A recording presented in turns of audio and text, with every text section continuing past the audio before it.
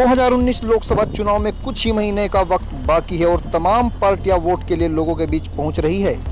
तो वहीं बीजेपी ने युवाओं के हाथ चुनाव की बागडोर सौंप दी और आने वाले लोकसभा चुनाव युवाओं के हाथ ही रहे, ये बात बागपत पहुंची बीजेपी राष्ट्रीय प्रवक्ता चारू प्रज्ञा ने कही। आपको बता दें कि आज बागपत जिले में पृथ्वीराज चौहान डिग्री कॉलेज में चल रही बीजेपी की कमल कप क्रिकेट प्रतियोगिता के समापन कार्यक्रम में पहुंची भाजपा की राष्ट्रीय प्रवक्ता और केंद्रीय मंत्री डॉक्टर सतपाल सिंह की बेटी ने यह एक प्रेस वार्ता के दौरान बड़ा बयान देते हुए कहा कि आने वाले लोकसभा चुनाव युवाओं के हाथ में हैं और अब युवाओं को ही हम जिम्मेदारी दी जा रही है।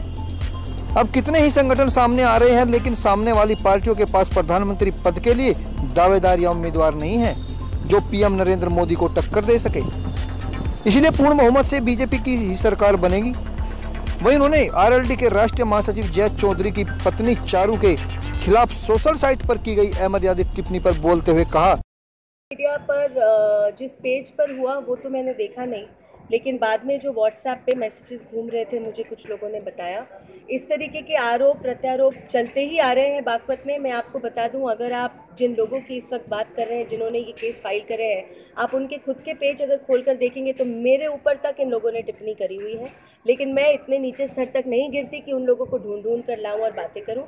अपनी महिलाओं की, बेटियों की, माँओं की इज्जत करना हमारा काम है। इस चीज़ को मैं एंडोर्स बिल्कुल नहीं करती और दोनों ही तरफ से ये काम नहीं होने चाहिए। और ये मेरी विनती मेरी पार्टी के सारे कार्यकर्ताओं से है। जितने लोग मेरे साथ रहते हैं, मैं आपको गारंटी दे सकती हूँ, इनमें से कोई भी किसी भी महिला के ऊपर कोई भी गलत बात नहीं कर सकता। और दूसरी पार्टी से भी मेरा यही एक्सपेक्टेशन है, बिलो द बेल्ट हिट ना करें। राजनीति में एक डिस्कोर्स होता है, विचारधारा आपकी अलग अलग हो सकती है, पर एक दूसरे की इज्जत करना चाहिए। 2019 के चुनाव को लेकर क्या तैयारी चल रही मैडम? 2019 के चुनाव के लिए तो तैयारी चल रही है। अभी जैसे मैंने आपको बताया, युवा मोर्चा के 17 कार्यक्रम है। भारतीय जनता पार्टी अपने काम कर ही रही है और अब आप ये मान के चलिए प्रचार शुरू हो गया।